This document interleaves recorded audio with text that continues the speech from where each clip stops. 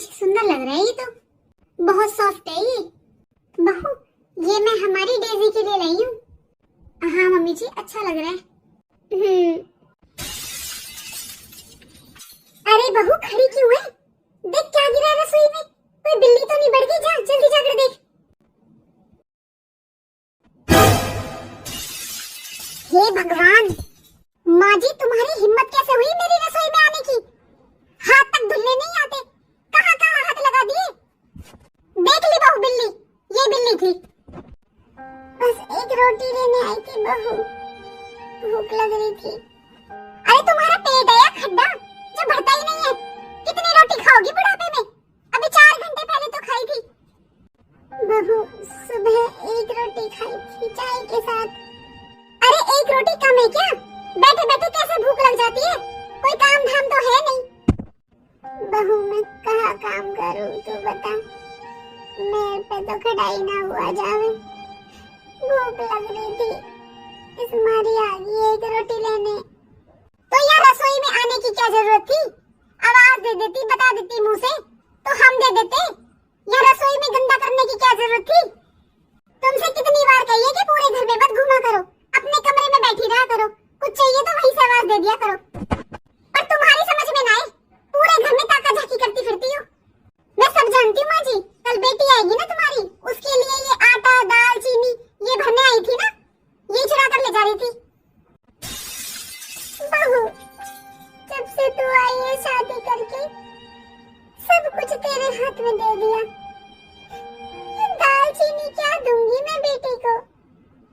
मैंने तो अपनी बेटियों को कभी कुछ दिया ही नहीं, तो तेरी दाल चीनी चुराने आऊंगी? भूख लग रही थी, एक रोटी लेने आई थी। और बहू तू बता, तू मेरी बहू है या दुश्मन? मैंने तुझसे बोला है ना कि रसोई में काम खत्म करने के बाद यहाँ ताला लगा दिया कर, पर तेरा तो काम में बिल्कुल ध्यान नहीं रहता, करवा ली पूरी रसोई गंदी। माँ जी मैं आपके पास ही तो थी अभी।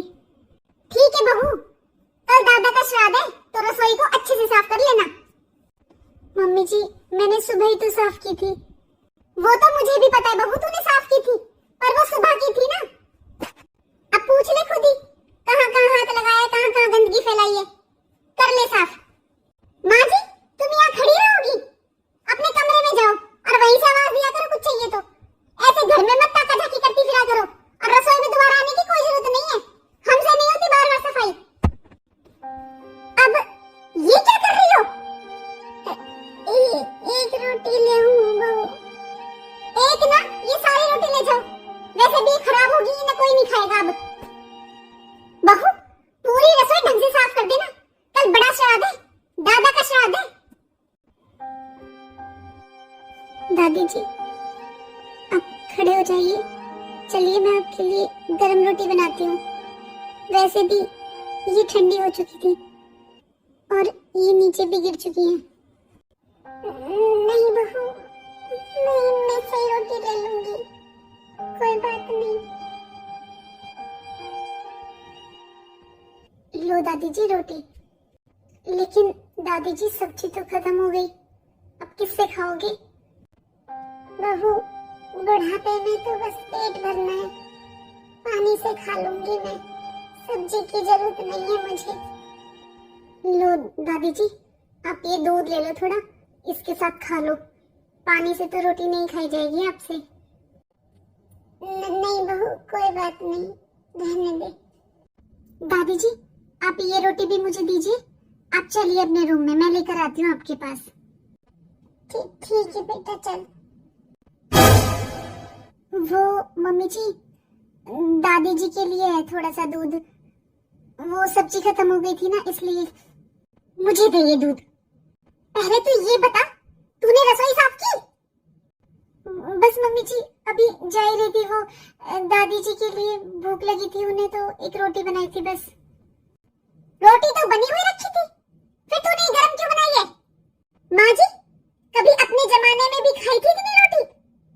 अपने जमाने में तो बड़ी घर जोड़ा थी तुम, अब कितनी रोटी नीचे गिरा दी, वो खराब होगी ना सारी। अब नई रोटी बनवा कर खा रही हो बहू से। अरे ये तो पागल है, इसमें अकल नहीं है। और ऊपर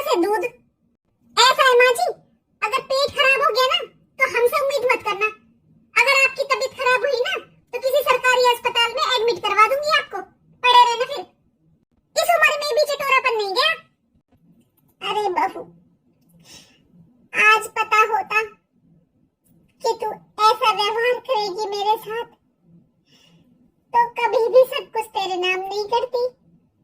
जिस दिन तू ब्याह के आई थी सोचा था मेरी एक बहू है, सब कुछ तेरे नाम कर दिया, सब तेरे हाथ में सौंप दिया बहू। पर आज तू ऐसा व्यवहार कर रही है। आज मैं अपने ही घर में एक रोटी नहीं ले सकती अपनी मर्जी से। मैं जिस चीज को हाथ लगा देती हूँ वो चीज तेरी गंदी हो जाती है। अरे कौन सा तुम्हारा घर है? कच्चे घर में ब्याह कर लाए थे मुझे। 2 कमरों का घर था वो जिसमें आप मुझे बहू बना कर लाई थी। मेरे पति ने बहुत मेहनत से बनाया है ये घर, और क्या नाम कर दिया आपने मेरे? वो कच्चा घर, वो पड़ा है। माँ जी एक काम करो, यहाँ से जाओ और उस कच्चे घर में रह लो और अपनी बेटियों को भी वहीं बुलाया करो। हर वक्त ये नाम कर दिया, वो नाम कर दिया, ये तुझे सौंप दिया। अरे क्या सौंप दिया? कुछ था भी आपकी तिजोरी में? कंगालों के घर में आई थी मैं। वो तो मेरी किस्मत है जो मेरा आदमी इतना कमाता है आज। बहू, जो तेरा आदमी है ना वो पहले मेरा बेटा है। अगर मेरा बेटा ना होता तो तू कहां से आती? माना कि हमने कुछ नहीं किया, तू कच्चे घर में आई थी, लेकिन अपने बेटा को इतना काबिल तो हमने ही बनाया ना बहू। और सुन बहू, जो तू हर टाइम मेरी बेटियों को ताना देती है ना, वो क्या ले जाती है? वो उन्हें तू 100 रुपए देती है, चाहे तू कितना भी कमा रही है, लेकिन मेरी बेटियों को तो बस 100 रुपए देती है। अरे उनकी 100 रुपए की औकात है क्या?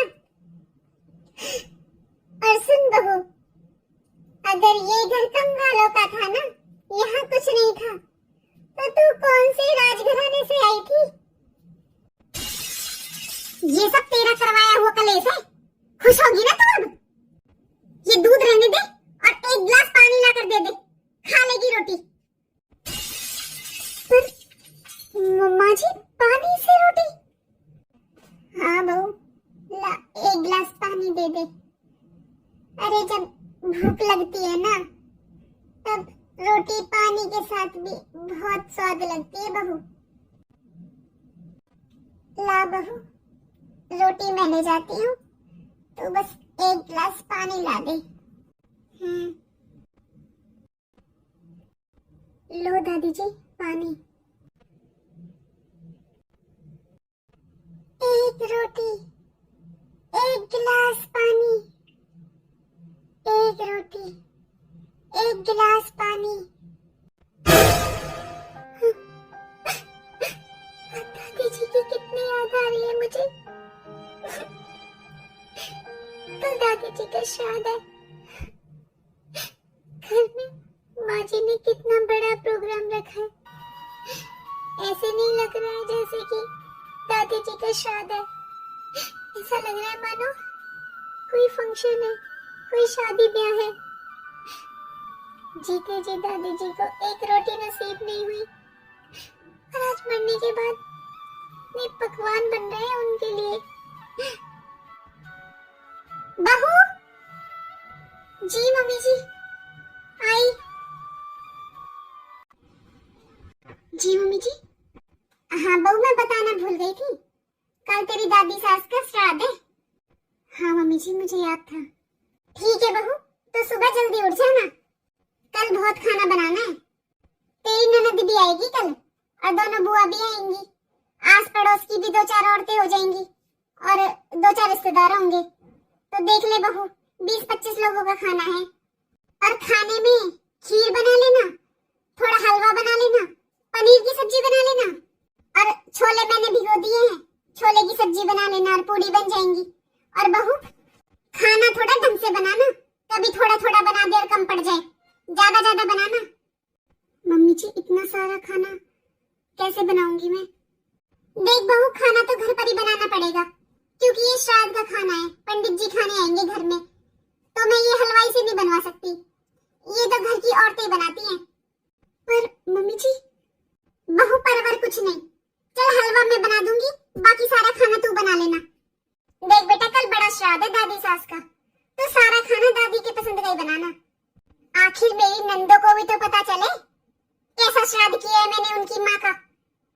जा बहू अब सो जा, और सुबह जल्दी उठना, लेट नहीं होना चाहिए खाना। 10-11 बजे तक सारे रिश्तेदार आ जाएंगे, और अंजलि तो शायद सुबह ही आ जाएगी 8-9 बजे तक। अच्छा मम्मी जी, अंजलि दीदी पहले आ जाएंगी? हाँ वो पहले आ जाएगी। अरे जमाई जी जाते हैं ऑफिस तभी छोड़ जाएंगे, फिर वो बाद में कैसे आएगी? फिर तो मम्मी जी वो मेरी हेल्प करा देंगी, फिर तो टाइम से खाना बन जाएगा। बहू तुझे आराम से बात समझ में नहीं आती? अरे मैंने अभी बताया था कि श्राद्ध का खाना घर की औरतें बनाती है, और मेरी बेटी थोड़ी देर के लिए आएगी, वो तेरे साथ रसोई में काम करवाएगी आकर। ठीक है मम्मी जी, बना लूंगी। थोड़ा जल्दी उठ जाना, सारा खाना दादी की पसंद का बनेगा। हाँ पनीर की सब्जी बनवा रही हूँ, देखी थी ना तेरी दादी, पनीर की सब्जी बना करती, कटोरी लेके खड़ी हो जाया करती रसोई में।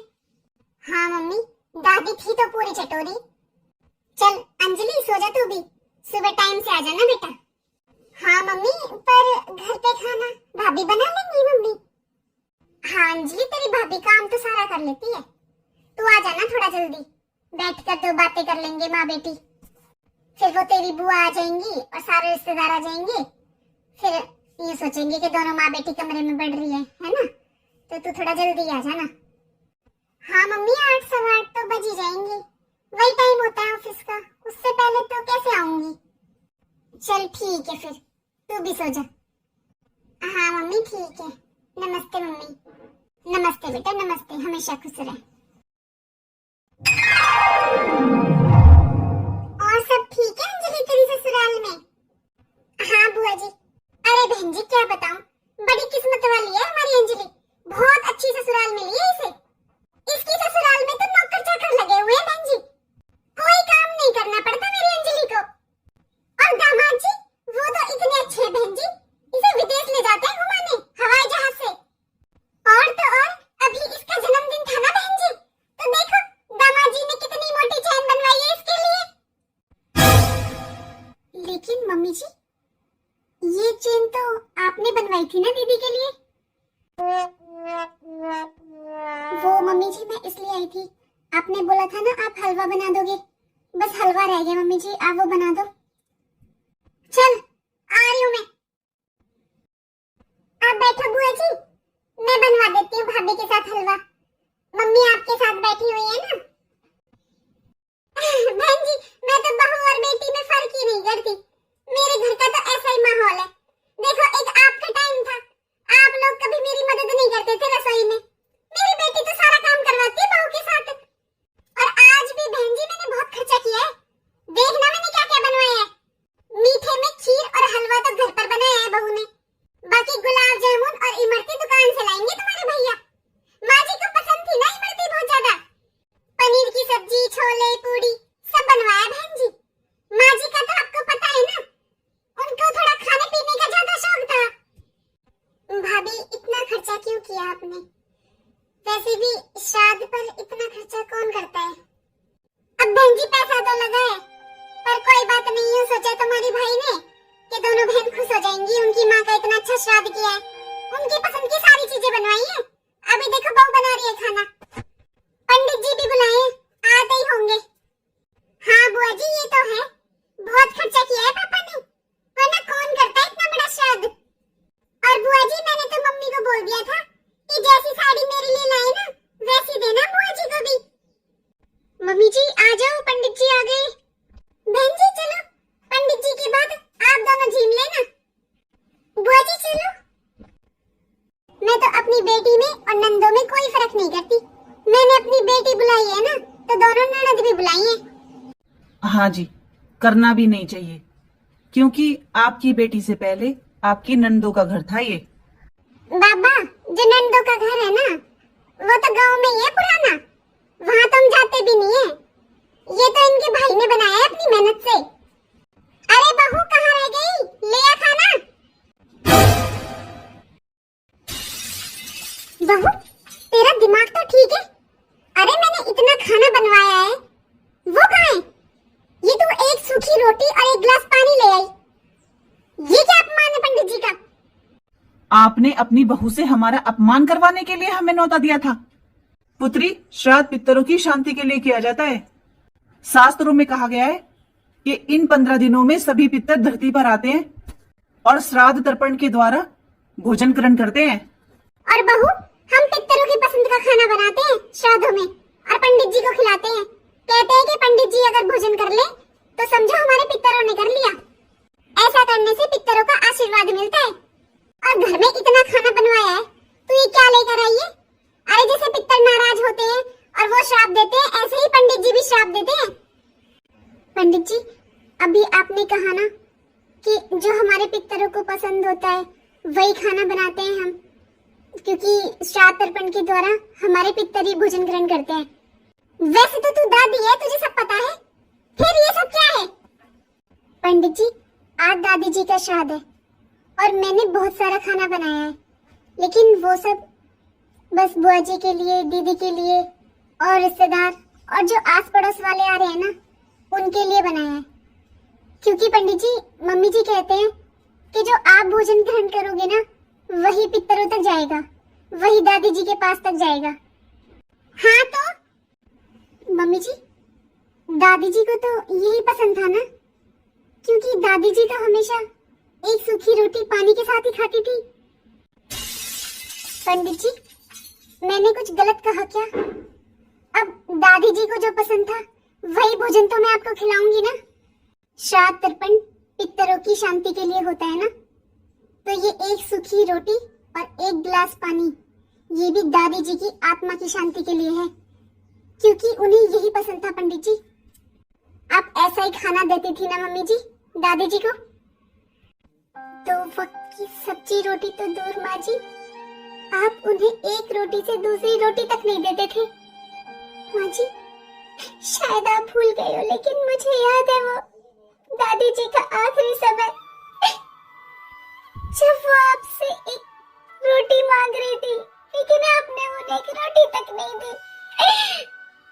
एक कप दूध के लिए भी तरसती थी वो। आखिरी समय में सूखी रोटी खाई थी दादी जी ने। उनका पेट ना खराब हो जाए, इसलिए आपने फिर सूखी रोटी भी बंद कर दी थी उनकी। क्या मेरी माँ एक सूखी रोटी के लिए भी तरस रही थी?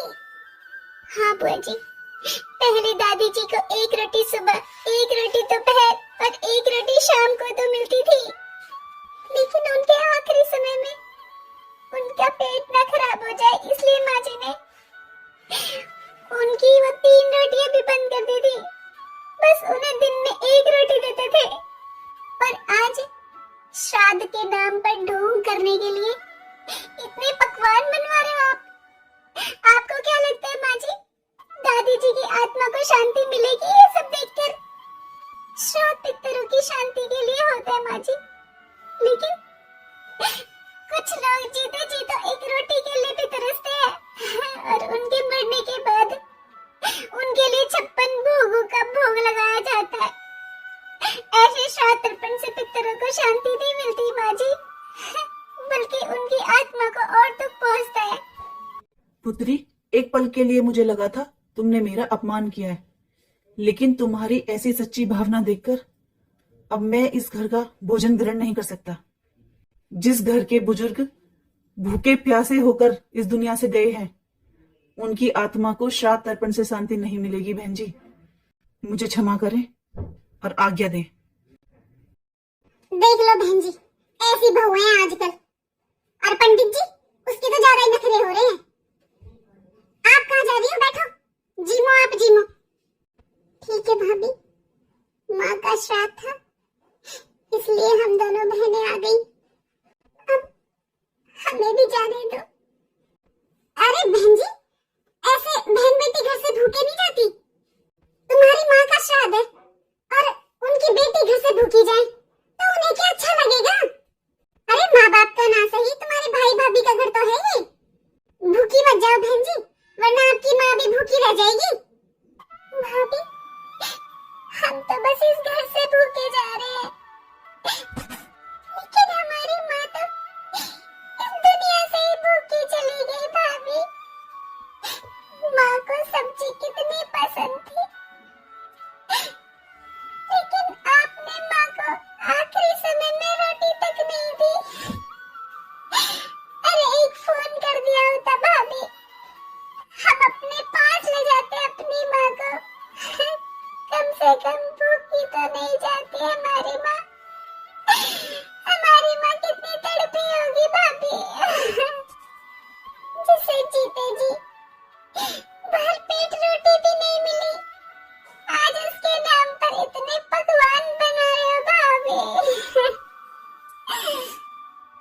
करना भाभी, लेकिन आज के बाद इस घर की एक रोटी भी गले से नीचे नहीं उतरेगी।